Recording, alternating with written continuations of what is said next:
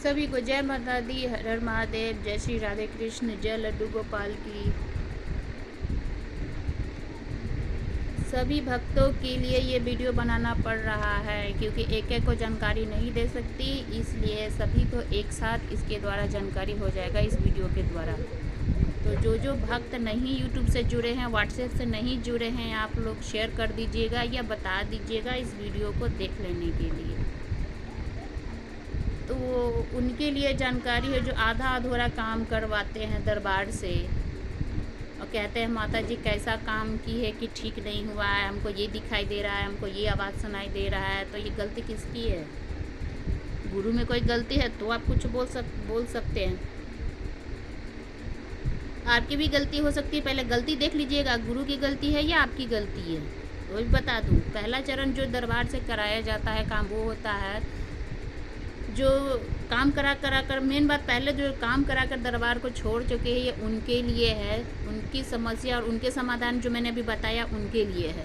तो जो भक्त प्रेतजाल कटा लिए हैं पर भूत का सामान अभी तक ले नहीं दिए हैं, अभी तक वो थावे नहीं गए हैं प्रेत का सामान लेकर, उनकी प्रेत बाधा ठीक करने का समस्या, जाल कटने के 3 माह के बाद अगला पूर्णिमा को प्रेत जाल का सामान, उनका जो भोग होता है या जो सामग्री होती है या जो वस्त्र होता है या दारू होता है या कुछ भी हो सकता है, वो थावे लेके जाना पड़ता है जाल कटवाने के अगला पूर्णिमा तक। वो आप लोगों में से कई लोगों ने 2-2 साल तक अभी तक ले नहीं किया है। तो ये किसकी गलती है और किसकी कमजोरी है आप देख लीजिएगा। ये हमारी जवाबदेही नहीं है, ये आपकी जवाबदेही कि आप कितना जल्दी काम कंप्लीट कर लेते हैं, कितना प्रेत जाल से आपको छुटकारा हो जाता है। और कोई तो दरबार बिल्कुल भूल ही जाते हैं जाल कटवा कर। दूसरा चरण ये होता है जो भाग श्री प्रेत बाधा सामान थावे छोड़ दिए हुए हैं, उनकी गारंटी दरबार से 3 से 6 महीने की होती है। दरबार होता ये क्या, तो वो जल्दी में भूत प्रेत का काम करवा लेते हैं, भूत का सामान भी जाके थावे रखाते हैं, लेकिन अगला जो काम है वो कौन करेगा? हम करेंगे। उनका अगला काम होता है सीधी करना होता है, गंगा जी जाना होता है, कमला जी जाना होता है, उन देवताओं की सिद्धि करनी होती है, अपने शरीर की शुद्धि करनी होती है, अपने मन की शुद्धि करनी होती है। तो वो भक्त क्या करते हैं, वो काम कराते ही नहीं है, बस 2 ही काम करके बैठ जाते हैं। तो घर जब तक बंधौर नहीं करवाइएगा आप सुरक्षा कैसे रहिएगा? एक छोटा सा जंतर ताबीज पहन लेते हैं तो आपको शरीर की रक्षा करता है। जब तक आप अपना देवता की रक्षा नहीं करिएगा, देवता को सुरक्षा नहीं घर में दीजिएगा, तो आपकी सुरक्षा कैसे होगी? कहते हैं मेरे देवता साथ नहीं देते, अरे वो साथ देते हैं, लेकिन कुछ गंदगी, कुछ अशुद्धि ऐसे होती हैं जो देवता लोग साथ आप लोगों का नहीं दे पाते, लेकिन अलग से ज़रूर उनका आशीर्वाद बना रहता है। फिर भी घर में देखिए देवता की आप लोग पूजा करते रहते हो, प्रेत जाल घुसित रहते हैं, कुछ न कुछ बाधा आते रहता है, कुछ न कुछ काम में रुकावट आते रहता है। तो यही भक्त को हम क्या कहें जो आधा अधूरा काम करवा के बैठ जाते हैं घर में। सुरक्षा के लिए भी पता नहीं क्या सोच के बैठे होते हैं, दरबार भी आना बंद कर जाते हैं और गुरु को बदनाम करते रहते हैं कैसा हमारा काम कर दिया, और अपना तो खुद देखते नहीं है, अपना तो कुछ सोचे नहीं कि हम कर क्या रहे हैं, गलतियाँ लगाना चालू कर देते हैं।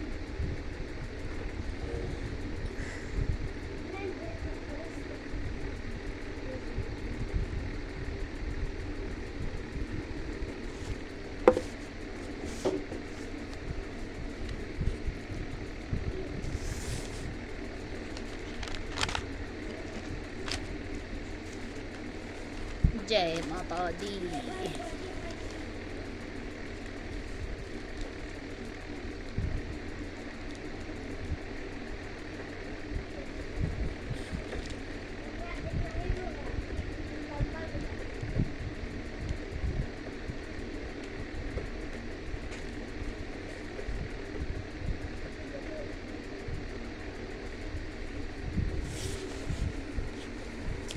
दरबार आना बंद कर देते हैं, दरबार की हाजिरी लगाना बंद कर देते हैं, उनकी सुरक्षा चक्र को क्या होता है, कमज़ोर हो जाती है। सुरक्षा चक्र कमज़ोर होता है तो क्या होता है, कुछ न कुछ प्रेत बाधा फिर आना शुरू कर जाती है। इससे क्या होता है, प्रेत बाधा आपको कुछ न कुछ असुरक्षा देना कर देता, अशुद्धि कर देता। अशुद्धि होने के कारण आपको देवी देवता जो पीछे हटने लगते हैं। आपको किसी गंदगी जगह पर बैठाया जाएगा तो क्या आप बैठ पाएंगे? नाक बंद करके बैठेंगे और भागेंगे वहाँ से कि कहेंगे गंदगी जगह पर बैठा दिए।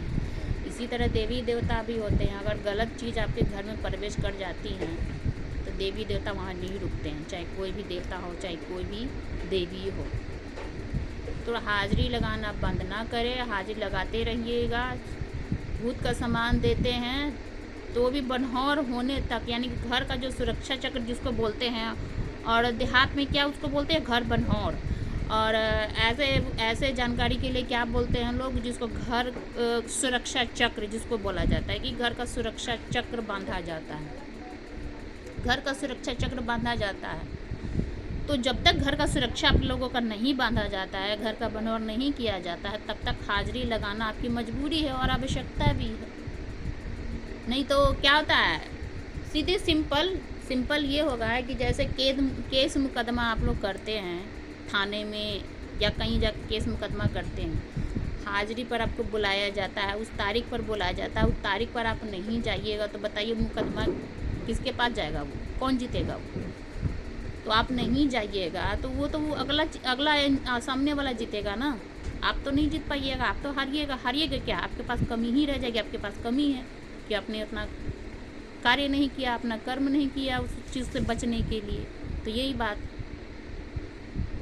और जो सीधी करा के बैठे हुए हैं भक्त जी, हमारे गुरु, छोटे गुरु जी, शिष्या जी, जो सीधी करा के आप लोग बैठे हुए हैं आधा अधूरा, उस खोपड़िया खोलिए अपना।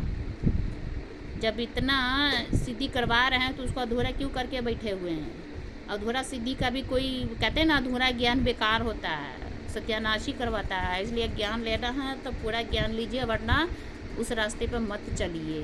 तो जो अधूरा सीधी करा के छोड़ दिए हैं उनके घर की गारंटी 5 से 7 महीने की होगी, क्योंकि आप सीधी करा के घर में आधा अधूरा सीधी करा के घर में बैठे हुए हैं, घर का बनौट नहीं किए हुए, दरबार आना बंद किए हुए हैं।